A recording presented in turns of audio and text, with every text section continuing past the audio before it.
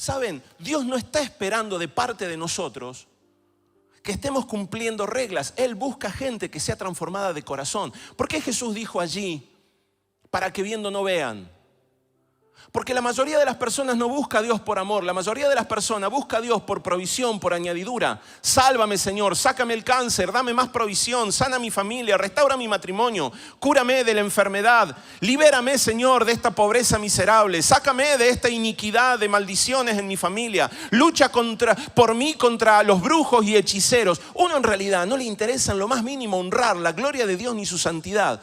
Lo que estamos buscando es su añadidura. Entonces Dios está diciendo, para que vean, no entiendan, para que no busquen salvarse a sí mismos, sino que busquen realmente conocer a Dios. ¿Qué pasa cuando una persona comienza a recibir opresión, pelea y no encuentra del otro lado una respuesta?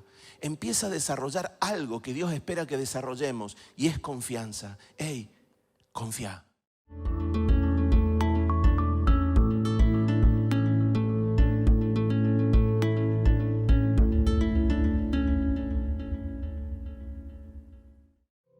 El espíritu de Adonai está sobre mí. Me ungió para dar buenas noticias a los pobres. Me ha enviado a sanar a los quebrantados de corazón, a proclamar libertad a los cautivos y recuperación de vista a los ciegos, a proclamar el año favorable de Adonai y el día de la venganza de nuestro Elohim, a consolar a todos los que lloran, a comunicar la alegría a los que lloran en Sión, dándoles hermosura en lugar de ceniza y óleo de regocijo en lugar de lamentos, y el manto de alabanza en lugar de pesadumbre, para que sean llamados árboles de justicia, plantados por Yahvé mismo, para que Él sea glorificado. Reconstruirán las ruinas antiguas, levantarán los viejos escombros, restaurarán las ciudades destruidas, los escombros de muchas generaciones.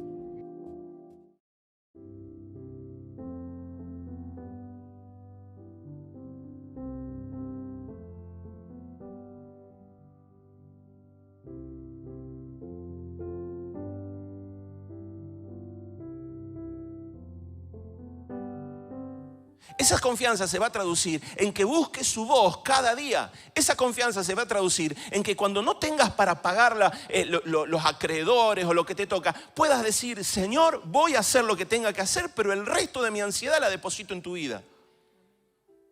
Y Dios va esperando que no tengas un mapa delante, porque Él no te quiere dar un mapa, ¿sabe por qué? Porque el día que te dé un mapa, el día que vos sabés lo que tenés que hacer, ese día te olvidaste de Él. Ese fue el pecado de Eva. O sea, es tanto lo que Él nos ha dado y nosotros lo comparamos con miserias humanas. Ay, ¿por qué todavía no puedo tener el título que quería? Ay, ¿por qué sigo renegando con este auto, Señor? Ay, ¿por qué no tengo la casita que yo estaba esperando? ¿Quién te enseñó? Si cuando aceptamos su sangre fue muy claro, te toca morir a tus deseos, a tu alma, para que yo pueda resucitar en vos. Entonces, claro, en realidad, las multitudes no seguían al Señor porque era el Señor. Seguían al Señor porque les iba a dar añadiduras. Entonces Jesús les dice, yo no quiero que vengan a mí todos los que no están interesados en mí. Yo no quiero que entiendan todos los que no están interesados en mí. No les voy a abrir el camino a todos los que no están interesados en darme la gloria. Él está diciendo, yo quiero que oigan. El que pueda oír, que oiga.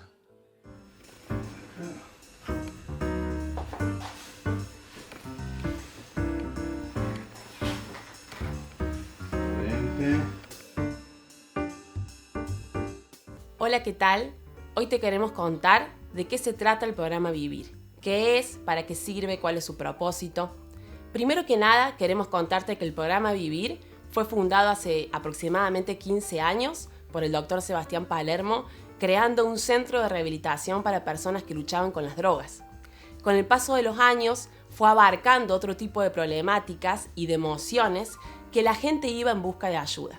Por ejemplo, el manejo de la ansiedad, de los miedos en sus diferentes tipos como fobias, pánicos, el manejo de la ira y la impulsividad y herramientas para poder relacionarse mejor con la gente.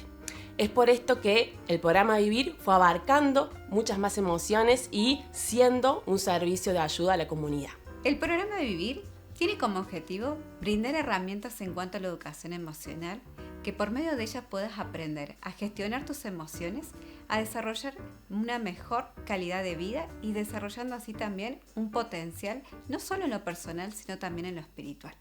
Actualmente el programa desarrolla 3 espacios, el cual le llamamos el psicoeducativo, donde se proyectan videos, el grupal, al cual llamamos el de ayuda mutua, y el de desarrollo espiritual, que tiene como objetivo brindar a un aporte en tu fe.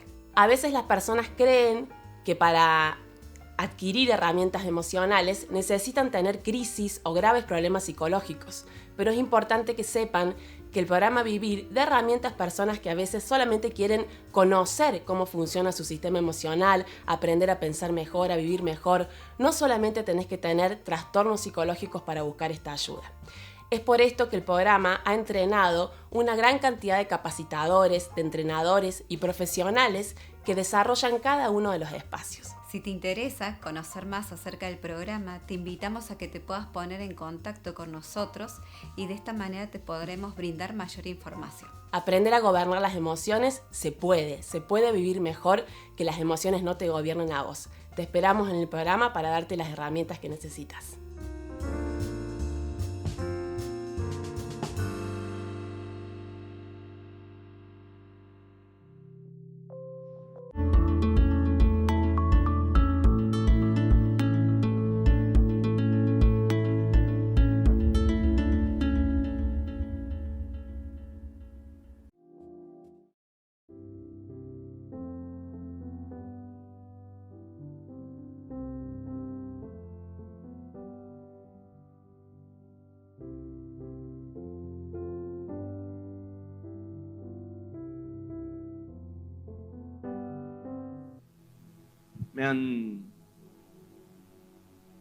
Con muy buena intención, muchas personas se han acercado para criticarme mucho. ¿Viste esa gente que te dice, quiero decirte algo para que te edifique?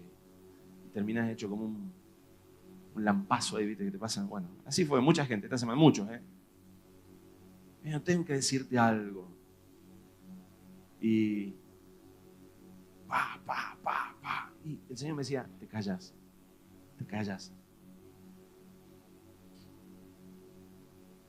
¿Y sabe qué es lo que duele?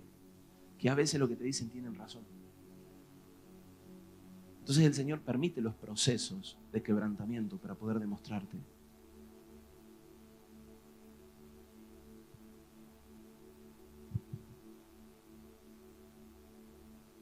Tenía que venir un ingeniero, mirá. Tenía que venir un ingeniero para arreglarme esta cosita. Gracias, mi amigo.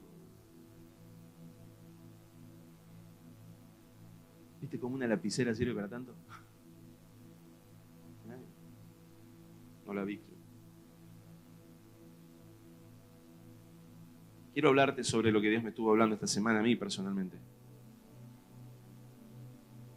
Y en el fondo, después que termino de meditar en todo esto y lo que me termina de llevar todo esto, porque hay procesos y procesos en la meditación, ¿no? O sea, una cosa es la información de la palabra y otra cosa es cuando la palabra te es revelada.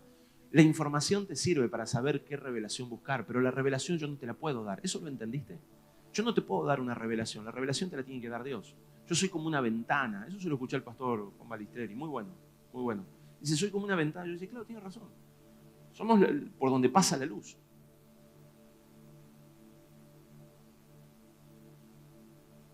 Por lo tanto, vos tenés que recibir la luz. ¿Y eso qué significa? Que Jesús no se puede contener en palabras. Él es una experiencia de vida. Él es la vida. Tenés que vivirlo a Él.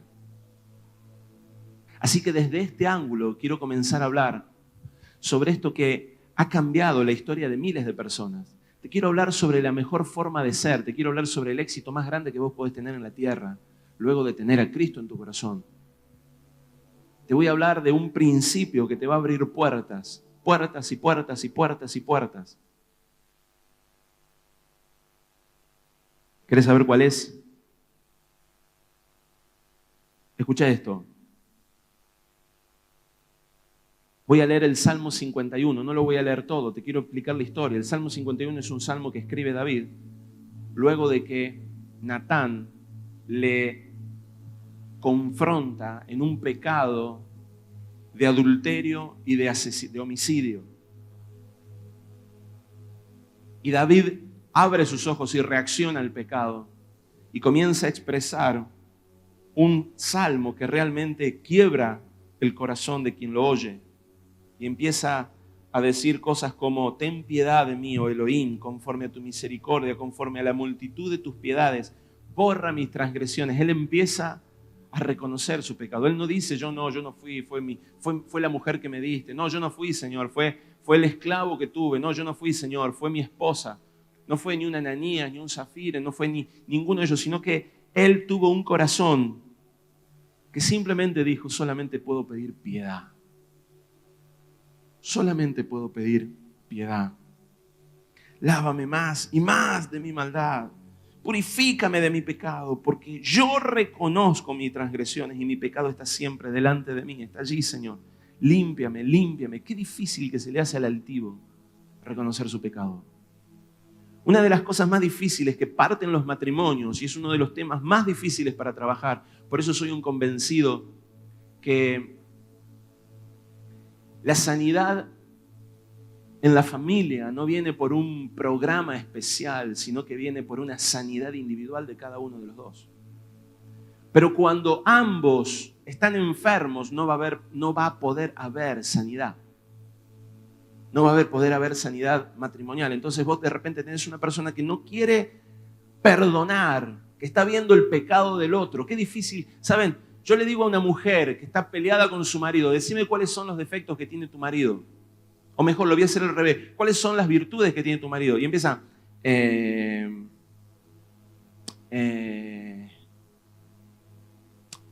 bueno, decime los defectos que tiene. Bueno, no, defectos tiene un montón. Él hace todo mal, llega a casa tarde. Te escupe en 5 segundos, te escupe 25 elementos. Cuando le voy a decir: bueno, dígame cuáles son sus errores entonces en esta relación. Y sí, la verdad que yo soy muy buena, la verdad que peco de buena. O sea, toma el error, lo pone, o sea, la virtud la pone como defecto. De esa manera, pero David decía: Señor, yo reconozco mis transgresiones. Cuando viene una persona y dice: me está yendo mal, lo primero que vos le preguntas es decir: ¿qué estás haciendo mal? Y la persona espera que le alivies la carga diciéndole que los pecados están afuera y no en la persona misma. David tenía un corazón que entendía muy bien lo que Dios quería. Él tenía un corazón que podía captar y acercarse a Dios. ¿Sabe por qué David se acercaba a Dios y David podía acercarse fácilmente a Dios? Él manifiesta esto en el versículo 17, versículo 16, versículo 17. Él dice: porque tú no quieres sacrificios, que yo te los daría. Claro, ¿cómo no se los va a dar? Él tenía toda la posibilidad de hacer todos los sacrificios del mundo. Tú no quieres sacrificios, que yo los daría. Y si doy holocausto, tú no lo aceptas. ¿Cuál era el sacrificio que ofrecía a la gente que pecaba? Un sacrificio simple. Presentaban bueyes, vacas, presentaban ovejas, dependiendo del error que habían cometido, ellos presentaban un sacrificio. No es muy difícil hoy en día tomar esos bueyes y esas vacas y ponerlo con dinero. Es decir, tomá, señora, acá está mi diezmo, acá está mi ofrenda, acá está mi dinero. ¿Cuánta gente intenta calmar sus pecados y sus faltas poniendo más dinero, ayudando a alguien? Yo quiero servir a Dios. Una vez me decía una persona: ¿cómo puedo hacer para servir a Dios en tu iglesia? Y le digo: primero que tenés que entender el concepto de servicio. A veces vos pensás que estás sirviendo y en realidad no servís, estorbás. A mí viene una persona, imagínate que de repente estoy trabajando con alguien en el consultorio, estoy en pleno momento donde la persona está haciendo una catarsis o estoy en el núcleo de sus demandas. Y me abre la puerta una persona y me dice: estoy acá para ayudarlo, vengo acá a ayudarle, lo que necesite, hable conmigo. Y se queda ahí en el consultorio: usted no me está sirviendo, me está estorbando. Pero hay gente que es así con Dios: acá estoy, Señor, usame en lo que vos quieras. ¿Querés tocar la guitarra, Señor? No, quédate quieto. ¿Querés que me meta acá, Señor? Me voy a meter acá, Me meto acá, Señor, porque estoy para servir. Oiga, si usted quiere servir, ubíquese en el lugar donde Dios lo pone. Porque a veces queremos servir y estamos estorbando. A las personas les cuesta mucho reconocer que el sacrificio que Dios quiere no es un sacrificio hecho de palabras, no es un sacrificio hecho con dinero, no es un sacrificio hecho con servicio. Vos no entregás a Dios un sacrificio hecho con acciones. Te voy a decir algo que puede chocar, pero a su vez que también lo vas a reconocer. Todos los que estamos acá queremos servir. Todos quieren formar parte de algún ministerio, de algún servicio, de algún área. Todos quieren servir. Y no está mal, porque eso está en el corazón. Y si estás queriendo servir, pronto vas a tener que hacerlo, porque si no se va a secar tu pasión. Así que pelea por el servicio, pero espera que te digan dónde.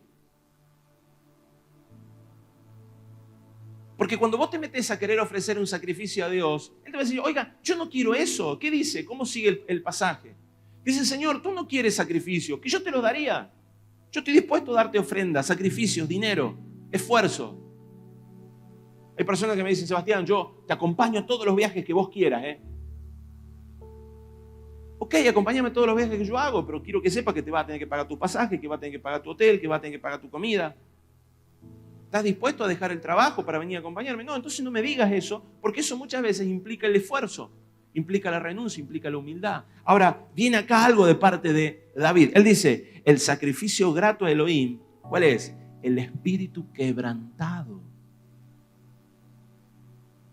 Al corazón contrito y humillado no despreciarás tú, oh Elohim. Ahí está, David sabe cómo entrar en los atrios. Él sabe cómo entrar en el lugar santo y en el lugar santísimo. Él sabe que a Dios no se le puede comprar con un sacrificio. Él sabe que el único sacrificio que Dios acepta es un corazón contrito y humillado, quebrantado. Es por eso que Dios dice, te tengo que enseñar a ser humilde, porque no hay forma de que te relaciones conmigo si no es por medio de la humildad. Es por eso que la adoración es para nosotros un lenguaje de humildad. El adorador, ¿a dónde están, muchachos? Los adoradores no van a poder desarrollarse hasta que no quiebren el espíritu de altivez y de vanidad. No va a pasar.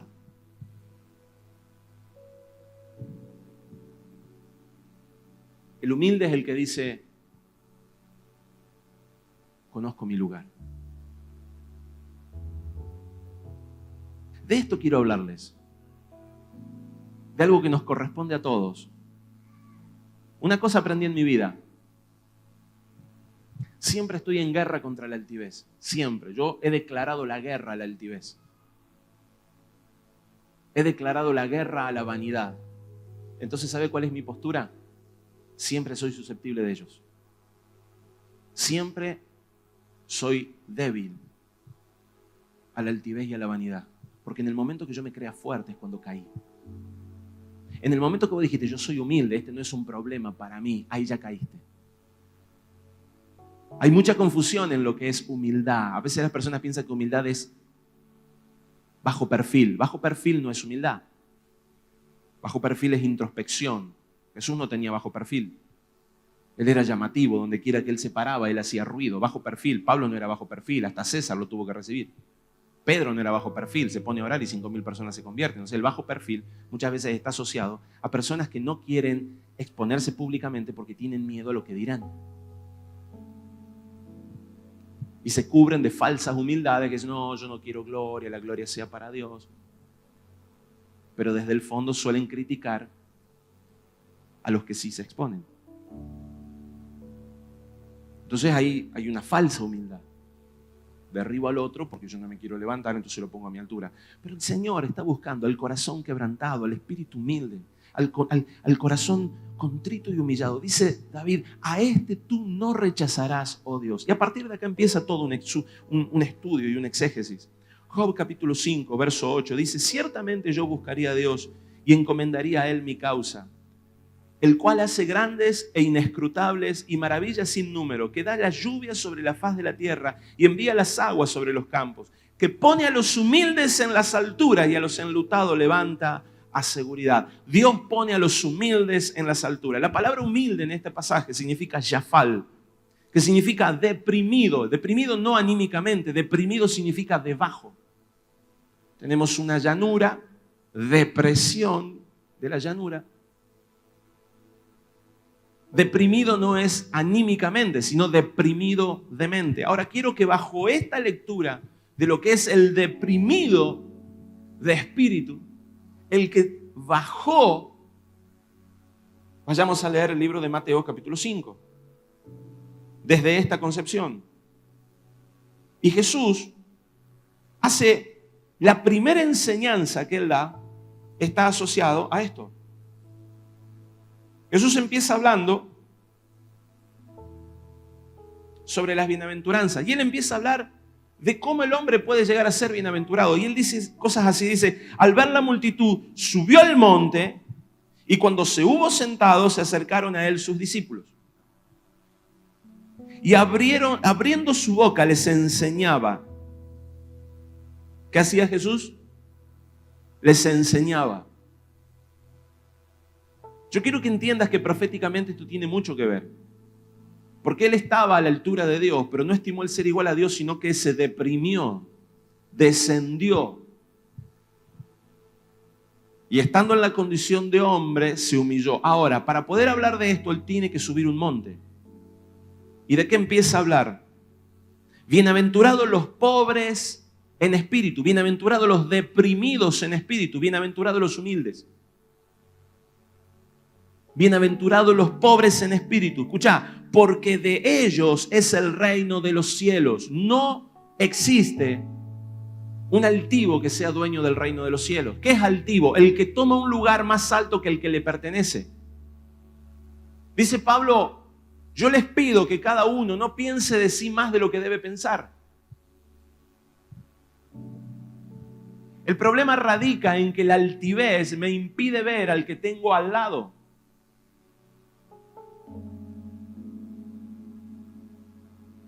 Vení, Mati. Una cosa es caminar por la vida. Ahora se me acabó. Una cosa es caminar por la vida así. Y otra cosa es caminar por la vida así. Si nos va a complicar, camina con el Mati así. ¿Por qué? Lo voy a tratar como un hijo. ¿Me entienden la diferencia? Gracias, Mati. La altivez impide que yo pueda ver al otro. Me pone en una altura más alta. Yo puedo ver proféticamente. Yo puedo ver apostólicamente. Yo puedo ver evangelísticamente. El evangelista dice, el profeta no ama. El profeta dice, el evangelista no guarda santidad. El apóstol dice, ni el profeta ni el evangelista entienden las regiones. El maestro dice, el apóstol no sabe enseñar. Y cada uno jala sin poder ver lo que está pasando al lado. Cuando en realidad el apóstol establece, el profeta mira, el evangelista trae la gente, el maestro enseña, el pastor lo sana. Y cada uno cumple su rol dentro de la iglesia. Es por eso que el Padre dice, bienaventurados los que lloran, porque ellos serán consolados. Fíjate, a partir del versículo pobre en espíritu, él empieza a hacer toda una descripción de las demás bienaventuranzas. Tenés que ser pobre en espíritu para poder llorar. Si vos no sos pobre en espíritu, no vas a poder llorar. Escuchá lo que te digo porque vas a entender mucho que la frase, la puerta de las bienaventuranzas es la pobreza de espíritu, la depresión de espíritu, la humildad. Porque la palabra humilde significa deprimido mentalmente. No anímicamente, deprimido en espíritu, por debajo. Y a partir de ahí, bienaventurados los que lloran, porque ellos serán consolados. Oiga, ¿usted conoce una persona altiva que llore por los demás? Que llore por lo general el altivo no llora. No, me cuesta mucho llorar. Ya sabes de lo que estamos hablando. Después tenés bienaventurados los mansos. A veces las personas creen que la mansedumbre viene simplemente porque uno no dice cosas feas o porque uno no tiene acciones de violencia. Pero la mansedumbre viene primero en el pensamiento. Hay gente que se cree que es mansa, pero dentro de su pensamiento está criticando todo el tiempo.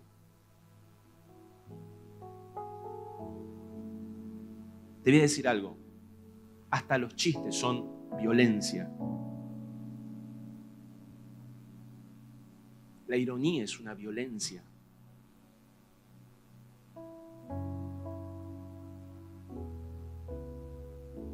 La persona que se jacta, que es irónica, no puede decir que es manso. Es altivo, se burla. La palabra lo llama escarnecedor. Saben que la palabra escarnecedor significa el burlón. Y el libro de los Salmos, capítulo 1, dice: bienaventurado el que no se ha sentado en silla de escarnecedores. A Dios le desagrada mucho la burla. Pero díganme si muchas veces desde el conocimiento no nos reímos de la ignorancia. Oiga, no le estoy hablando algo que a mí no me haya tocado, estoy hablando algo que como iglesia tenemos que revisar.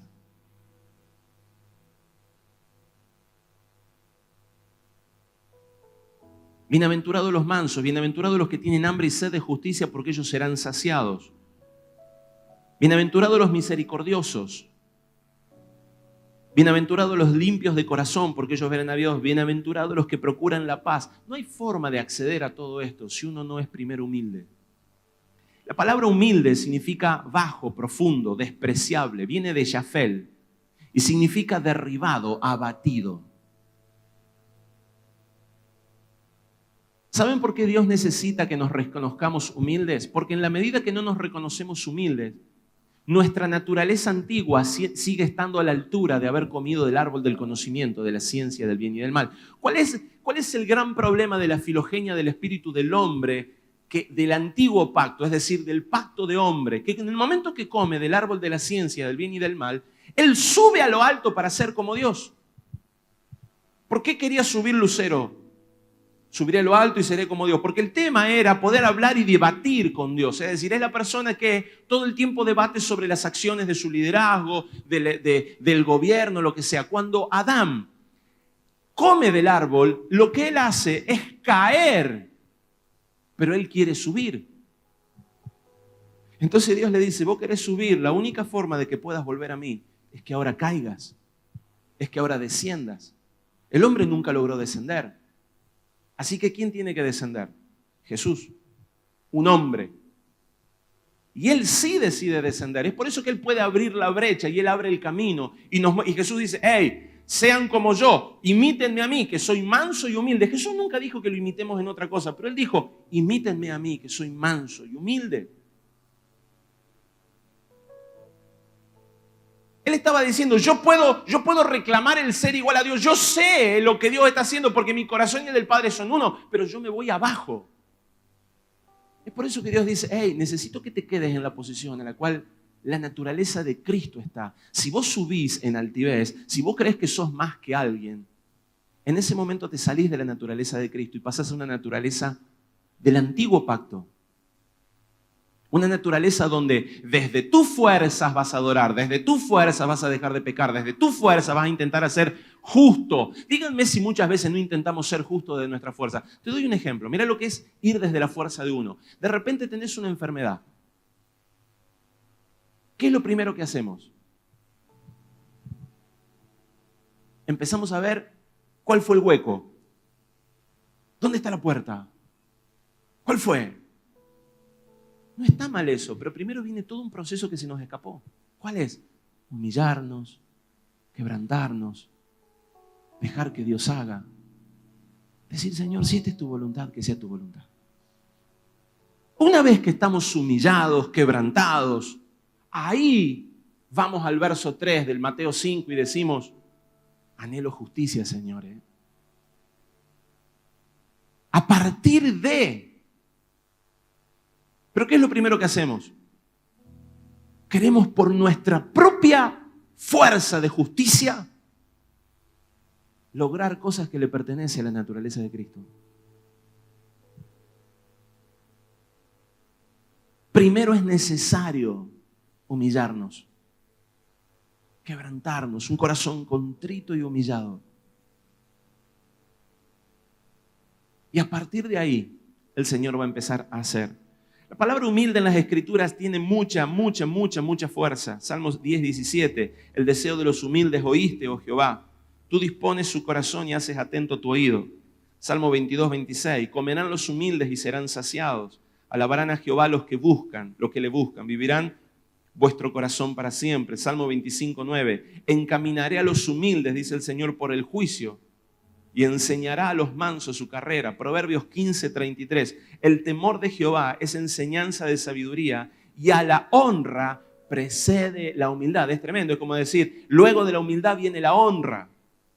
Sigue diciendo Proverbios 22:4. Riqueza, honra y vida son la remuneración de la humildad y del temor de Jehová. Hechos 20:19. Sirviendo al Señor con toda humildad y con muchas lágrimas y pruebas que me han venido por las acechanzas de los judíos. Él estaba diciendo, es necesario servir a Dios de esta forma. Efesios 4:2. Presentándonos delante de Dios con toda humildad y mansedumbre, soportándoos con paciencia los unos a los otros. Filipenses 2:3, nada hagáis por contienda o por vanagloria, antes bien con humildad, estimando a cada uno a los demás como superiores a él mismo. Estimando significa considerando y recibiéndolos como superiores. Está tan clara la palabra que se nos escapa este concepto. Colosenses 2:18, nadie os prive de vuestro premio, afectando humildad. Escuchá, nadie os prive de vuestro premio, afectando humildad y culto a los ángeles. En la otra versión dice, nadie os prive de vuestro premio, seduciéndolos con su falsa humildad y por su visión de los ángeles. Es muy interesante este pasaje, voy a leerlo. Colosenses 2:18, porque usted va a entender por qué muchas personas hoy han perdido el amor. No perdieron el amor. Se desdibujó el amor, porque cuando uno es altivo se desdibuja el amor. Dice, por tanto nadie te juzgue en comida o en bebida o respecto a solemnidades o novilunios o sábados. Que nadie te juzgue. Todo lo cual es sombra de las cosas venideras. La realidad es el Mesías. Nadie te prive del galardón, deleitándose en su falsa humildad y en la adoración de los ángeles, alardeando por cosas que ha visto, vanamente hinchado por su propia mente carnal.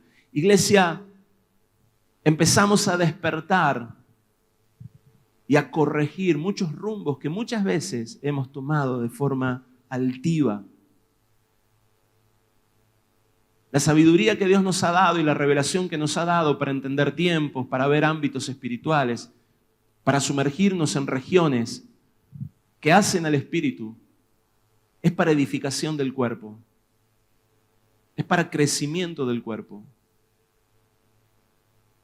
El Señor nos exhorta como iglesia a todos, porque hoy les hablo a ustedes, porque ustedes son la congregación presente, pero esta palabra es una palabra que es transversal a la iglesia de Cristo. Y la falta de este elemento, humildad, ha partido a la iglesia en 1000 pedazos. No puedo decir que yo no tengo nada que ver con esto, porque he sido participante de los miles y millones de pastores, quizás, que de forma altiva se han organizado.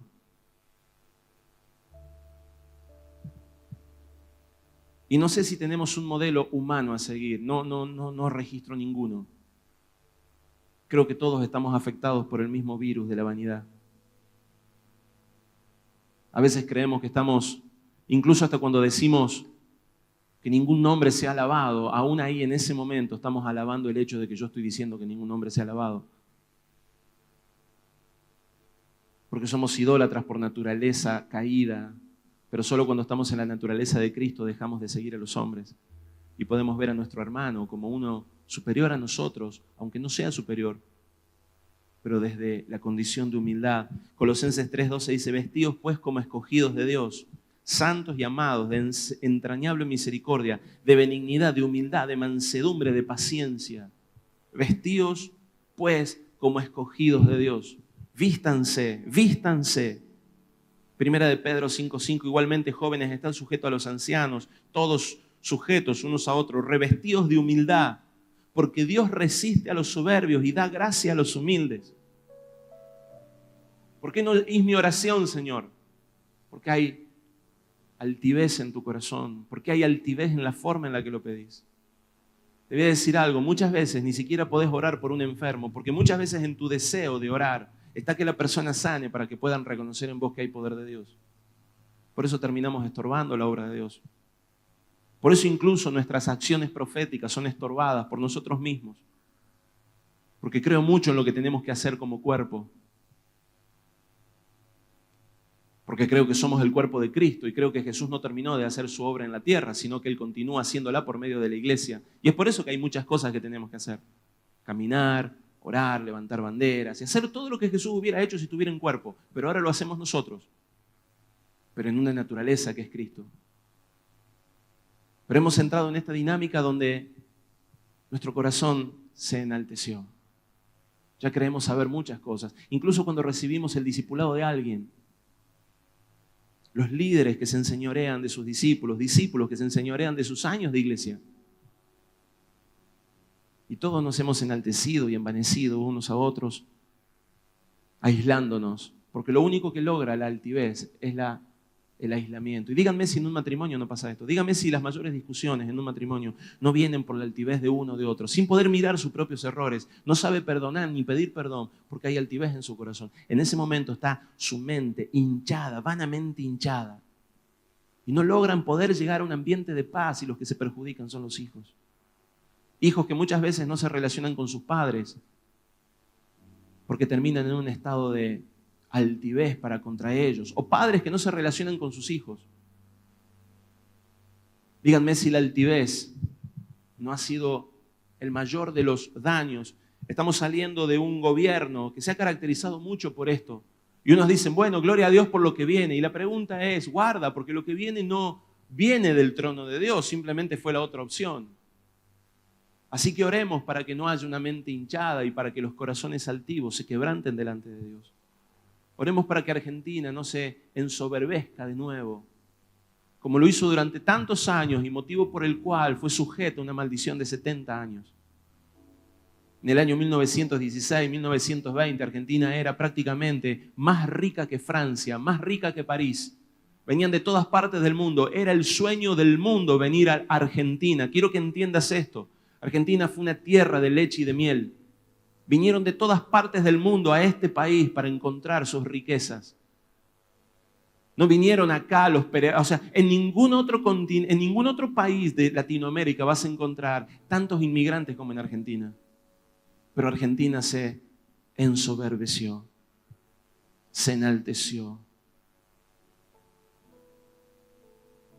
Esto que pasó con Argentina es lo que pasa muchas veces con la iglesia. Y es lo que pasa muchas veces con nosotros. Hemos perdido de vista la palabra humildad, hemos perdido de vista la palabra corazón contrito y humillado. Y la pregunta es, ¿de qué forma uno puede quebrantarse y humillarse? Ser humilde no significa decirle al otro, sí. Ser humilde se desarrolla con una actitud que se revela. Ahora, ¿queremos saber en qué momento se revela la humildad? Hay un solo lugar donde la humildad se manifiesta al espíritu del hombre. Y es la adoración. La adoración. Génesis. Bueno, termino con Santiago 4:6, pero él da mayor gracia. Por esto dice, Dios resiste a los soberbios y da gracia a los humildes. La palabra humilde, según estos versos, significa anab, que significa deprimido de mente, circunstancia, afligido, manso, pobre. Me voy a ir al libro de Génesis, voy a ir al comienzo. Dice, al tercer día alzó Abraham sus ojos y vio el lugar de lejos. Entonces dijo Abraham a sus siervos, esperad aquí con el asno, y yo y el muchacho iremos hasta allí y adoraremos. Y volveremos a vosotros. La palabra adoraremos. Escuchá, bueno, y tomó Abraham la leña del holocausto y lo puso sobre Isaac su hijo. Y él tomó en su mano el fuego y el cuchillo y fueron ambos. La palabra adoraremos significa yakha, que significa deprimir. Es lo mismo que humillarse. Deprimir, postrarse, arrodillarse, bajar. Te recuerdo, la palabra anab significa deprimido. Entonces él dice, voy a ir a adorar, voy a ir a humillarme, voy a ir a quebrantarme. No se trataba del holocausto, no se trataba de los sacrificios. David ya lo decía, Señor, tú no quieres sacrificios humanos, que yo te los daría. Al corazón contrito y humillado, a ese no rechazarás tú, oh Señor. ¿Querés que tu oración sea oída en los cielos? Primero aprende a quebrantarte. No sé quebrantarme, pastor. Entonces aprende a adorar, porque es la única atmósfera donde el Padre puede darte la revelación y la luz, demostrarte quién sos realmente, para que no se levante en altivez tu corazón. Una y otra vez presentarnos delante de Él y reconocer. Porque hay personas que reconocen delante de Dios todo, pero delante de los hombres son tan altivos como consigo mismos. Pero cuando vos te lográs quebrantar delante de Dios, se manifiesta delante de tu hermano, no se manifiesta para con Dios. Es fácil golpearse el pecho con Dios a quien no ves. Lo difícil es manifestar a Cristo delante de tu hermano, a quien sí ves. Tu adoración se refleja en tu relación al prójimo. Repito, tu adoración, el nivel de tu adoración, la calidad de tu adoración se va a manifestar como un fruto en tu relación con tu prójimo, con tu esposo, con tu esposa, con tus hijos, con tus líderes, con tus discípulos. No existe tal cosa como la justicia de nuestras propias manos, nuestro esfuerzo. El libro de Daniel, capítulo 3, verso 17. He aquí nuestro Dios, a quien servimos, puede librarnos del horno de fuego ardiendo, y de tu mano, oh Rey, nos librará. Y si no, sepas, oh Rey, que no serviremos a tus dioses, ni tampoco adoraremos la estatua que has levantado. No nos postraremos, no nos humillaremos, no estaremos por debajo. Fíjense, los hombres, es interesante cómo la humanidad, la iglesia inmadura, porque no toda la iglesia es así. Hay una parte de la iglesia, una iglesia nueva, una iglesia que está desarrollándose, o una iglesia antigua inmadura, que se puede postrar delante del dinero, se puede postrar delante de su jefe, se puede postrar delante de un sistema, es capaz de humillarse delante de un gobernante, ir a pedirle un terreno, ir a pedirle un subsidio para la iglesia, pero no es capaz de postrarse delante de Dios, quien es el proveedor de todas las cosas. Nos hemos humillado, nos hemos sumergido delante de dioses que no son Dios, y delante de Dios nos hacemos altivos, estableciendo grandes shows a los que definimos como adoración. Y la gente es capaz de venir a un momento hedonista espiritual, asumiendo que está adorando, y sale de ese lugar y el Padre solamente pudo sanarlos, pero nunca recibió lo que le pertenece. Porque créanme, yo soy un convencido que en esos lugares Dios también ministra. ¿Por qué? Porque nos ama. Entonces no es, siempre vas a ir a un evento y vas a decir, fue tremendo. Claro, porque Dios te ama.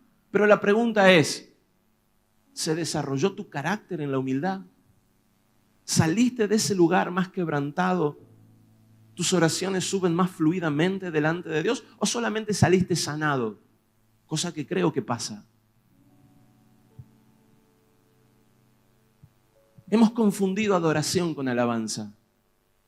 La alabanza es necesaria, la alabanza es un requisito, la alabanza es un principio espiritual.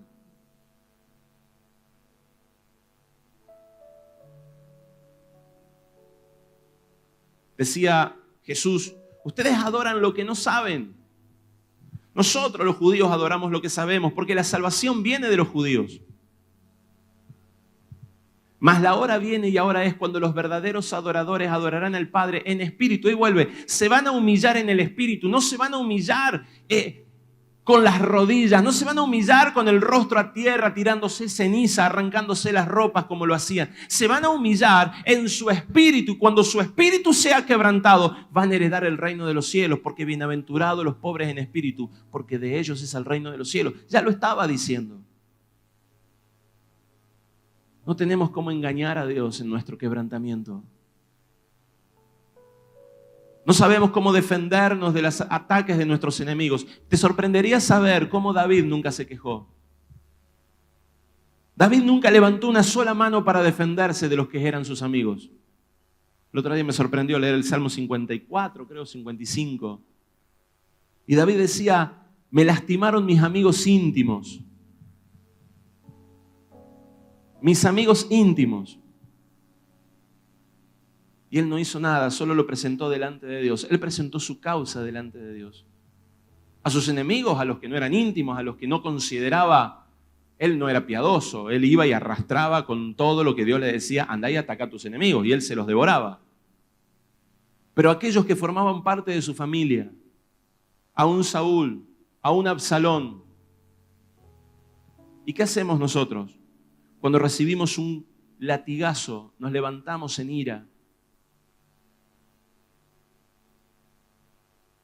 Los atacamos despiadadamente porque nos atacaron. Los enjuiciamos por el juicio que hicieron sobre nosotros. Y empezamos a jugar con las palabras. Levanto esas palabras. ¿O no? Deja que el Padre te ministre. Es necesario que Él te vaya retirando los dardos.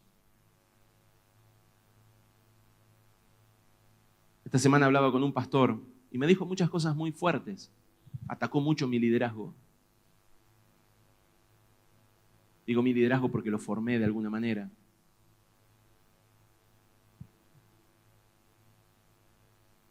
Y todo lo que atiné a hacer fue decirle, voy a meditar en eso. Tantos momentos me vi tentado a decirle de todo. Y terminé diciéndole, vamos a meditar en eso. Vamos a meditar en eso. Gracias. Vamos a meditar en eso. Muchas de las cosas me las dijo desde un corazón herido, desde un corazón. Y estuve hablando con otras personas que también me hablaron de la misma forma, fuerte. Y fue una semana donde medité mucho en el corazón contrito y humillado. Y a veces es necesario que te sacudan para que reacciones. La humildad es una forma en la cual siempre agradas a las personas. Ser humilde siempre cae bien a los demás. Siempre.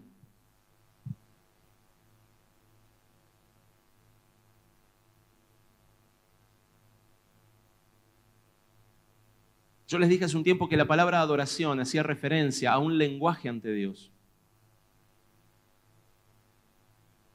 Es por eso que, como dice Roger, es muy amplio definir adoración.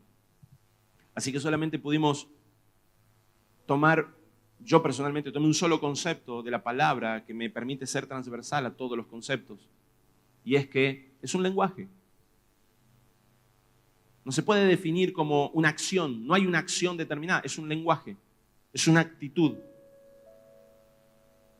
No se define con una melodía, no se define con un ambiente, no se define con una palabra, no se define con una presencia, se define con tu actitud.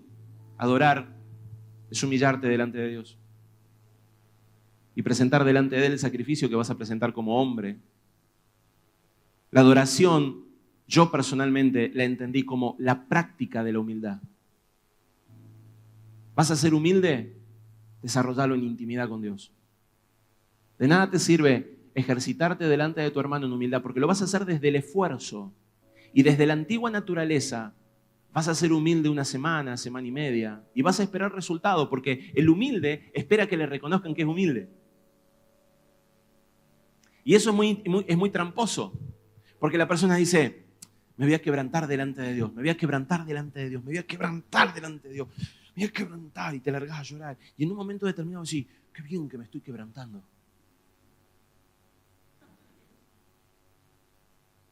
Quizás no venga esa frase, pero quizás vengan frases como, no logro llorar. Si no logro llorar es que no me estoy quebrantando bien. Simplemente te postrás delante de Dios y decís, no sé cómo hacer esto. Ni siquiera sé cómo adorarte. Soy tan inútil que si no traes tu presencia delante de mí, no sé cómo seguir. Las palabras me parecen torpes. ¿Qué te digo, Señor? Que te amo. ¿Acaso no lo sabes? ¿Qué te digo, Señor? Que nunca te voy a fallar. Lo único que puedo hacer en ese momento de revelación es postrarme al suelo y decir como Pedro, apártate de mí, Señor, porque soy un hombre pecador. Soy pecador, Señor, apártate de mí. No sea que tu presencia me inunde y yo sea muerto por tu justicia. Y David decía, ten misericordia de mí, Señor. Ten misericordia de la multitud de mis transgresiones, de mi altivez, de mi arrogancia. Ten misericordia de mí, Señor. porque yo reconozco que soy un hombre nefasto delante de ti. Y él le decía, ¿querés sacrificio? Toma sacrificio, Señor, pero si no lo vas a tomar. Yo sé que tú tomas el corazón contrito y humillado, Señor. Y él dice eso, lávame, lávame, lávame, lávame, Señor, lávame con hisopo, lávame. Porque ni siquiera yo puedo lavarme. Somos tan altivos a veces delante de Dios, pretendiendo tener fórmulas para arreglar las cosas. Creo en todo lo que hacemos, creo en cada proceso de sanidad, en cada palabra, pero a veces nos falta este condimento de entrar con humildad para que todo lo demás cobre sentido y cobre fuerza y tome forma. Humildad. Qué diferente que es cuando una persona te habla con humildad a cuando una persona te habla con altivez. Vos lo percibís en el espíritu. Lo percibís cuando alguien te dice algo para enseñorearse de su sabiduría o cuando alguien te dice algo porque está ocupado en tu conocimiento, en tu desarrollo. Lo percibís. Un buen líder es un líder humilde que puede transmitir el crecimiento del otro sin transmitirle el deseo de gobernar.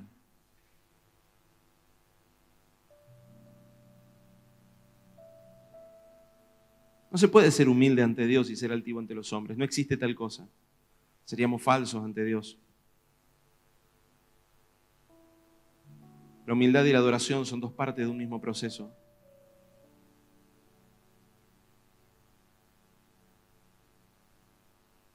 Saben, en este momento muchas personas dicen, bueno, pero ¿y cómo hago para ser humilde? Porque aparece en nosotros un pensamiento griego y ese es el pensamiento que intenta de alguna manera tomar la información y capitalizarla. No podés capitalizar la información. Capitalizás tu experiencia con Dios. Es por eso que cuando una persona quiere desarrollarse necesita de Cristo. Y cuando digo necesita de Cristo, es que necesita intimar con Cristo. Necesita recibir de Jesús. No te puedo enseñar a amar. ¿Quién te enseñó a amar a tus padres? Te puedo explicar el concepto del amor, pero decime, ¿alguien te enseñó a amar a tu esposa, a tu esposo? ¿Alguien te enseñó a amar a tus hijos? ¿Alguien te enseñó cómo desarrollar el instinto de madre? Explíquenme, ¿cómo hacen para saber cuando un hijo está sufriendo? ¿Cómo saben cuando tiene hambre, cuando tiene sed? ¿Cómo lo saben? Hay un montón de madres que están estrenando niños. ¿O no? ¿Quién les enseñó? ¿Recibieron un curso? Cuando te hace una mueca así, tiene ganas de hacer caquita. Cuando te hace un bostezo, tiene ganas de dormir. Vos lo sabés por naturaleza. Viene uno, se lo pide prestado, se larga a llorar y dice, no, lo que pasa es que tiene un gasecito. ¿Y qué vos sabés que tiene un gasecito? Vos no lo sabés, o sea, vos lo sabés porque lo sabés. ¿Quién te lo enseñó? Es tu naturaleza. Es tu naturaleza. ¿Cómo se le enseña a alguien oído musical? O tiene o no tiene, punto. A veces tenés que hacer magia haciéndole creer que tiene, pero no tiene. Vos sabés que ese no tiene. Y lo retenés solamente para que te pague, nada más. Porque no tiene, o porque no querés lastimarlo y decir, mira, loco, dedícate a otra cosa porque no serví para esto. O sea, no te enojes con Dios ni con la vida. Capaz que sos bueno. Pero es que se tiene o no se tiene amor. O sea, eso. No hay mucha forma con eso. No, pero nadie dijo que vos no lo tenías, mi amor, Hablamos con eso. Eso es naturaleza. No tenés mucho para dónde ir. Y la persona dice, ¿cómo hago para ser humilde? ¡Ey! Eso es naturaleza de Cristo. No es un ejercicio. Es naturaleza. Y necesitamos aprender a manifestarla. ¿Sabes cuándo te manifestás en humildad? Cuando lo que haces, lo haces para el desarrollo del cuerpo. Cuando lo que haces, lo haces para el desarrollo de tu ministerio, las personas te van a explicar que no perciben en vos humildad. Perciben altivez. Aunque vos hagas todo lo mismo que el resto, Aunque hagas lo mismo que todos los demás. Cuando vos lo que haces, lo haces para crecimiento tuyo, te van a ver altivo. Pero cuando vos lo que haces, lo haces para crecimiento del cuerpo, te van a ver humilde. Y la humildad es la forma en la que vos te relacionás con la gente. La humildad abre tantas puertas. Permite tantas cosas.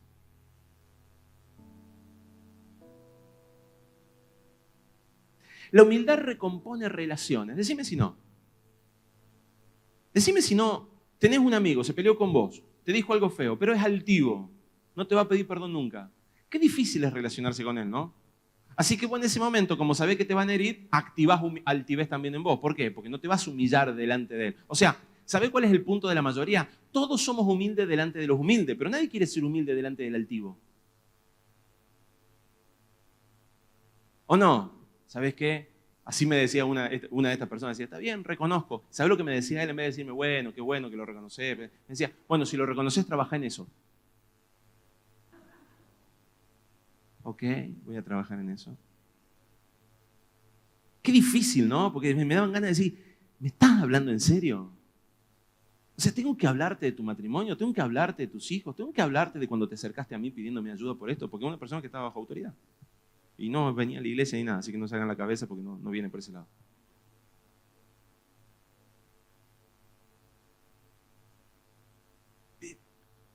Ok, voy a trabajar en eso.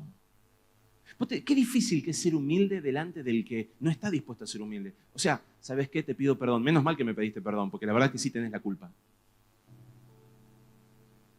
¿Qué haces en ese momento? ¿Qué dijo Palermo? ¿Qué dijo Palermo? ¿Qué dijo Pastor? ¿Qué dijo Pastor? ¿Qué dijo Pastor? Se te bloquea, se te llena de sangre así el sistema límbico. Así. Y es en ese momento donde el Padre te dice, te permito que lo tengas adelante para que ver si tu humildad es genuina o si tenés una falsa humildad. El que tiene una falsa humildad no tolera al altivo cuando te estás humillando delante de él.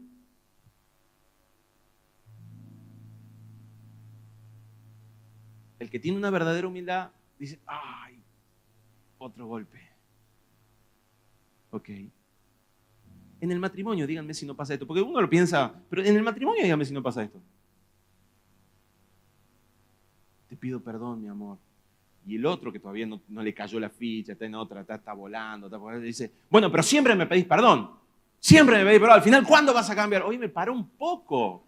Te estoy pidiendo perdón. Estoy esperando en mi altivez que me digas, está bien, reconozco tu pedido de perdón. ¿O no? Y del otro lado se vuelve a levantar. Bueno, al final a vos, ¿para qué te pido perdón? No había humildad en ninguno de los dos lados. Uno quiso utilizar engañosamente el recurso de la humildad para ver si le hace bajar la ira al otro. Pero no había humildad en su corazón. Estaba esperando que su humildad fuera reconocida. Y cuando vos esperás que tu humildad sea reconocida, no sos humilde. La usufructuás. La humildad mejora relaciones. Quiero sentarme a hablar con vos, Mati. Reconozco que muchas veces fui muy exigente y nunca te dije las cosas buenas que había en tu vida. Bueno, menos mal, pastor, ¿eh? Menos mal que lo dice porque la verdad que ya me tiene cansado. Menos mal.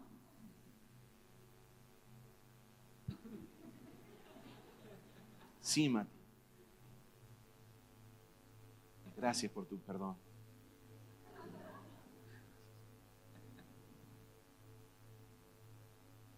Ahora, qué diferente es cuando yo vengo con esa quebrantada y digo, Mati, vos sabés que estuve pensando, no te estuve animando en este tiempo.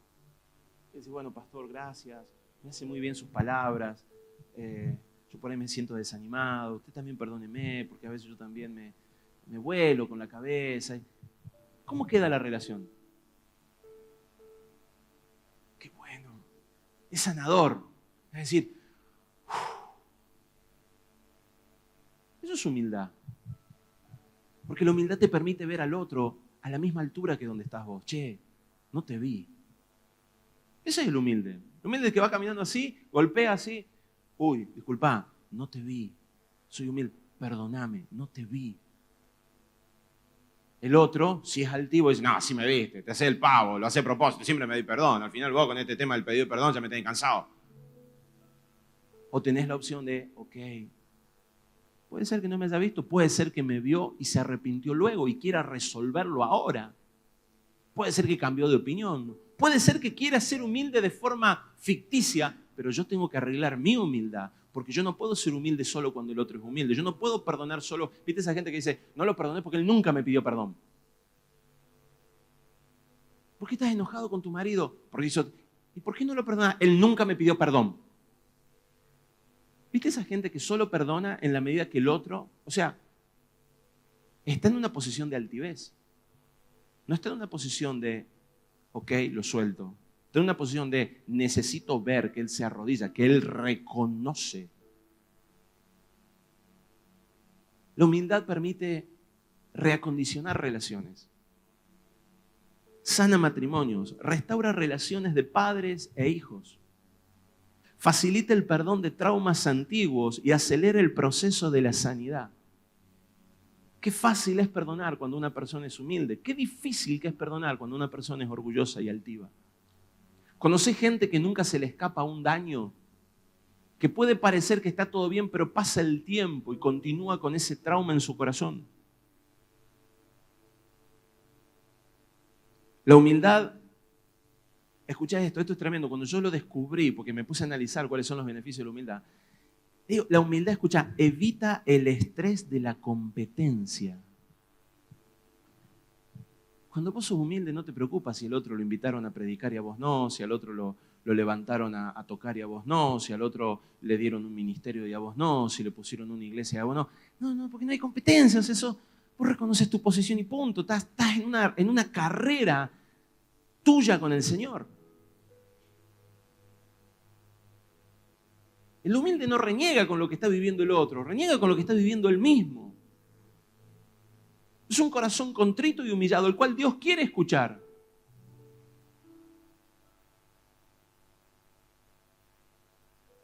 Se goza de las alegrías de los demás. Qué difícil es que el altivo se goce de la alegría de los otros.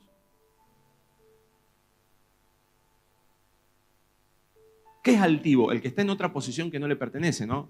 Personalmente defino a la humildad como la capacidad del reconocimiento de la posición.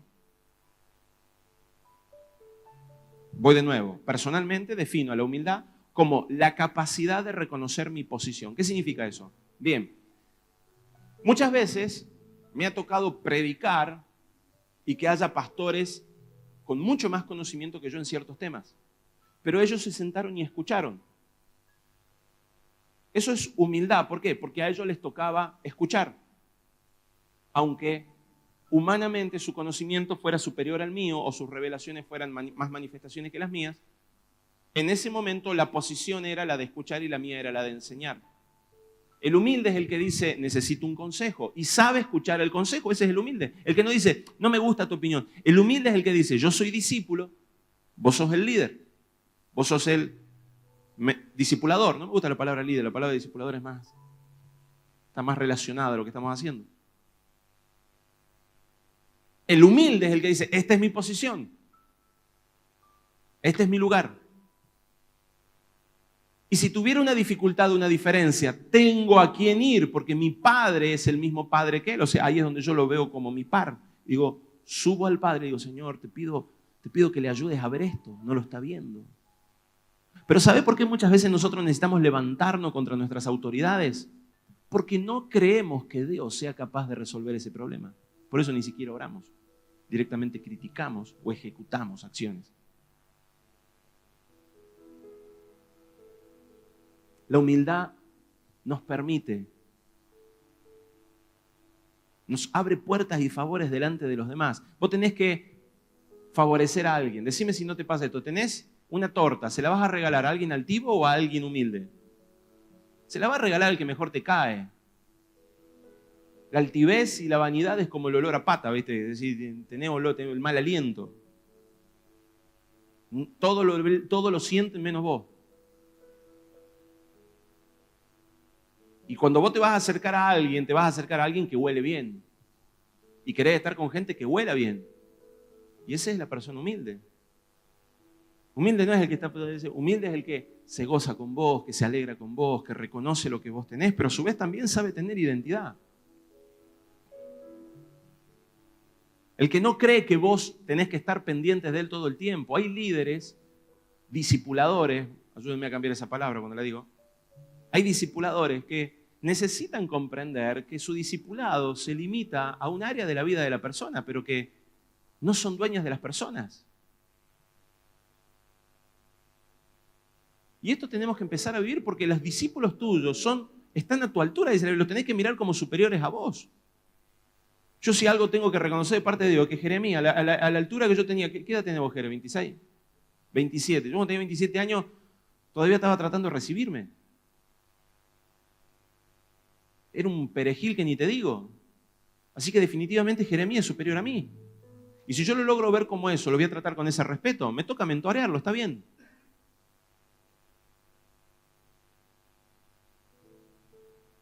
La humildad es un elemento que necesitamos como iglesia.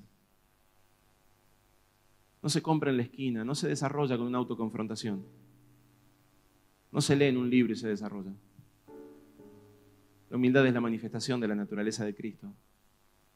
Es la viva manifestación de la adoración continua. ¿Sabe cuándo me doy cuenta que una persona adora mucho? En su particularidad de humildad. Y ojo, lo mismo deben ver de mí, ¿no?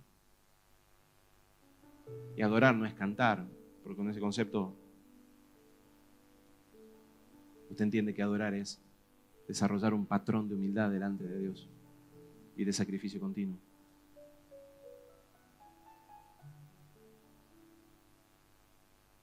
Facilita la posibilidad de pedir perdón, arreglando situaciones rotas, permite salirse del ojo de los engreídos que buscan competencia. No tiene necesidad de reconocimiento público, de halagos ni adulaciones.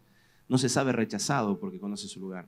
La falta de humildad, por otro lado, conlleva justicia personal, ira, contiendas, enojos, dificultades en el relacionamiento, demora en la recomposición de las relaciones, falta de perdón, estrés, agotamiento por la competencia, deseo de gloria y de reconocimiento.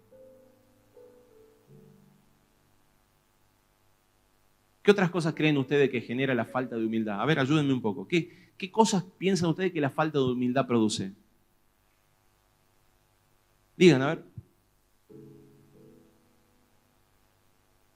Sequedad. Bien, sequedad. Falta de confianza, es verdad. Vos no confías en las personas que son altivas. Un desgaste mental, sí, correcto. ¿Qué más? Falta de humildad. ¿Qué ocurre con la falta de humildad? Sí. No se destaca en la vida. Se estanca en la vida, se estanca. Bien. ¿Qué más? Independencia. No agrada a Dios. Bien. Ceguera, sí. Se empieza a endurecer el corazón. Eso es un muy buen punto. Ceguera espiritual. No registra. ¿Qué más? Falta de arrepentimiento. Y el que no se arrepiente no puede recibir perdón. Muy buen punto. ¿Qué más? Sordera espiritual. La sordera espiritual te hace viejo. Viejo no es el que se viene en año, viejo es el que deja de oír. A Dios, ¿no? No al que... ¿Se dan cuenta? Mediten en esto en la semana. Hablen con Dios. Pídanle una revelación en este tema en sus vidas. Todos necesitamos sumergirnos en esta atmósfera. En esta atmósfera de humildad, porque ni siquiera David, ni siquiera Jesús fue exento de la necesidad de ser humillado y de ser quebrantado. Él se humilló, Él lo hizo a propósito. Él, teniendo condición de Dios, decidió ser igual a los hombres. Date una idea de lo que esto significó. Lo más doloroso para Jesús no fue la muerte, lo más doloroso para Jesús fue salir de ser igual a Dios y ser semejante a los hombres. Este es el mayor sacrificio, este fue el cordero inmolado desde antes de la fundación del mundo. No fue la cruz la inmolación fue el salirse de ser Dios. ¿Con qué necesidad? Bueno, debe haber tenido su necesidad, no tantas cosas se nos van a revelar un día. Pero este fue el plan de Dios.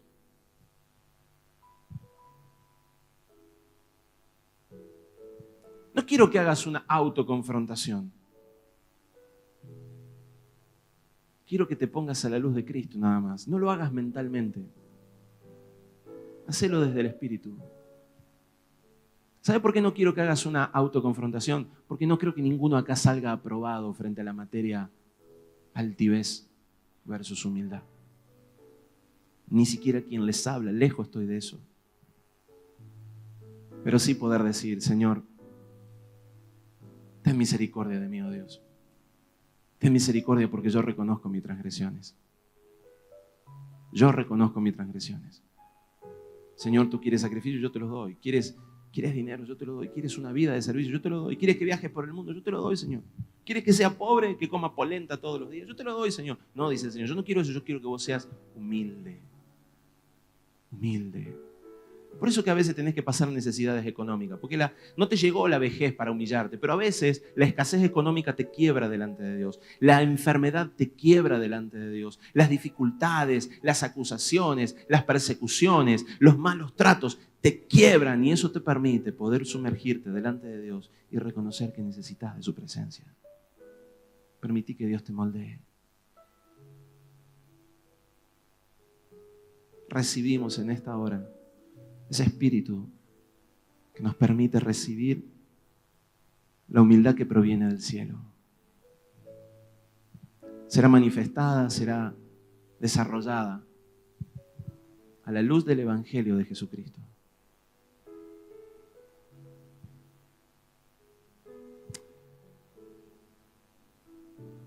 Me gustaría escuchar a los pastores, a ver qué.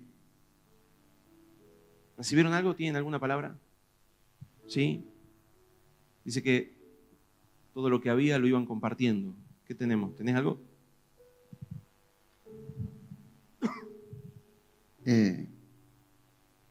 Cuando decías de que David que él presentaba su carga y entendía que también la humildad nos genera ansiedad. En 1 Pedro 5:5 dice que si nos humillamos bajo la poderosa mano de Dios, sed humillados pues bajo la poderosa mano de Dios para que Él os exalte a su tiempo, echando toda vuestra ansiedad sobre Él. Y cuando nosotros queremos solucionar nuestros problemas, cuando nosotros no reconocemos lo que nos pasa, nos volvemos altivos delante de Él.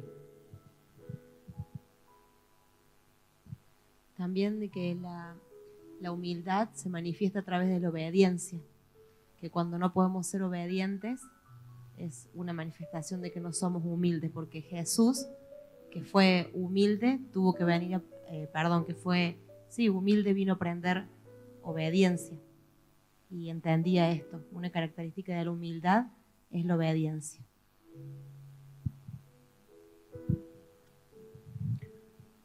Recién entendía por qué el Señor Jesús decía que imitáramos eso en Él, de ser manso y humilde. Y entendía que la humildad también es parte de pasar las pruebas. Cuando Jesús fue llevado al desierto, Él ayunó por 40 días. O sea, Él se sometió a ser quebrantado y a humildad para poder soportar la tentación del diablo. Y en un momento leía en Mateo cuando el diablo le dice, si te postras y me adoras. Él sabía lo que le estaba pidiendo. Entonces entendía cuán importante es en la prueba adorar. Porque ahí es donde Jesús puede decirle, solo a Dios adoraré.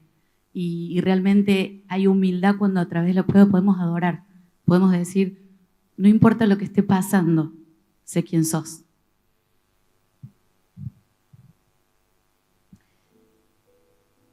Yo le preguntaba al Señor, no puedo evitar preguntarle cómo, pero venía la parte de Hebreos 12 donde dice, por el gozo puesto delante de Él, soportó la cruz.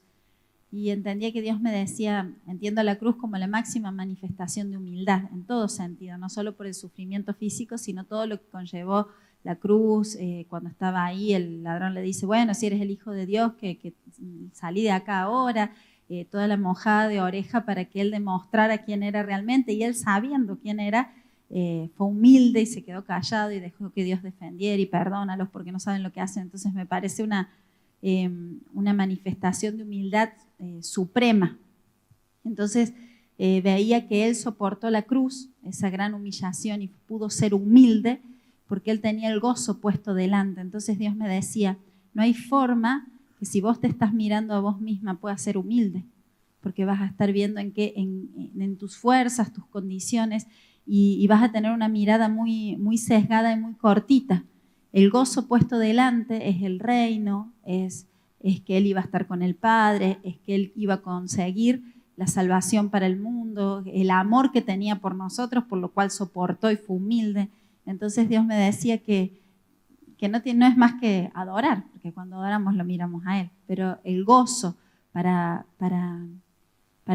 estar en humildad necesito mirar lo que Dios mira, lo que Él pone delante de mí, un propósito mayor, el reino, la gente como Él la mira. Necesito salirme de mí.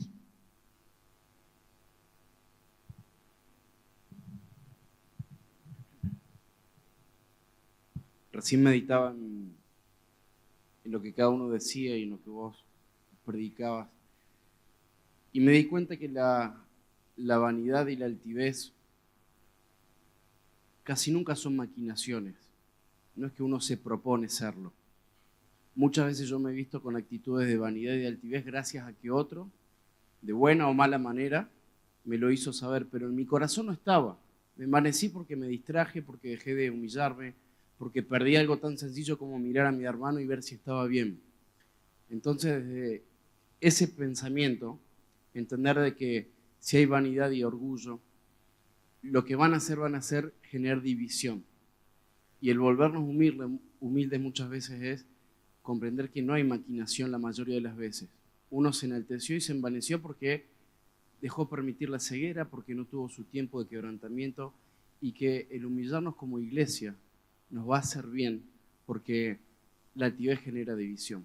Entonces, saber pedir perdón, y yo aprovecho como pastor, como líder, como hermano, si en algún momento he tenido actitudes de vanidad, de orgullo, de soberbia, y en las cuales muchas veces yo no, o la mayoría no lo he maquinado, pedir perdón y desde ahí construir la unidad que creo que le hace tanto bien y sana tanto a la iglesia.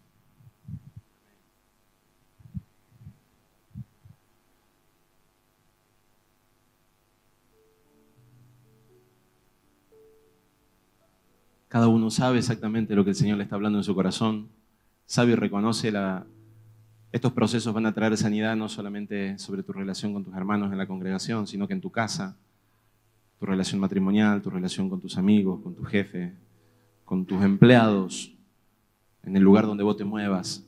Siempre un corazón contrito y humillado, haya gracia delante de los demás, ¿sí? Así que empecemos a practicar la adoración delante de Dios en todo tiempo, en todo momento. Practiquemos esta adoración que nos va a permitir ser humildes delante de Dios. Ese va a ser el fruto de nuestra adoración. La única forma en la que lo vamos a... ¿Y cómo se adora? No me preguntes cómo se adora, porque eso está en tu naturaleza. Vos sabés, si estás en Cristo, por naturaleza sabes adorar. Si estás en Cristo, por naturaleza, vas a saber adorar. Nunca digas no sé, porque el Señor te enseña, el Espíritu Santo te enseña todas las cosas. Es por eso que yo no puedo enseñarle nada a nadie. Yo solamente puedo decirle, che, es por acá. Estos son los conceptos, pero quien te enseña es el Espíritu de Dios. Él te va a enseñar cómo adorar. Amén. ¿Lo recibimos? Amén. Amén. Vamos a invertir un tiempo esta semana en la oración mutua, unos por otros.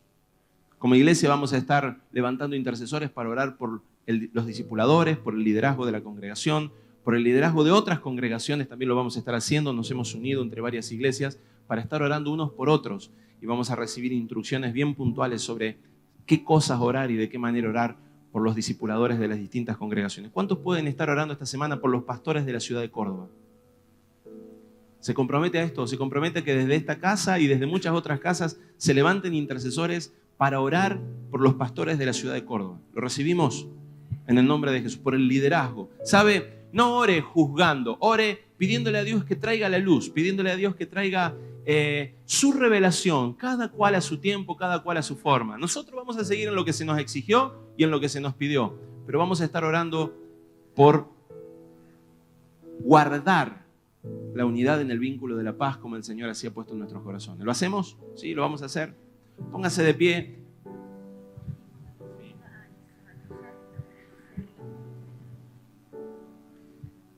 El domingo que viene tenemos bautismos.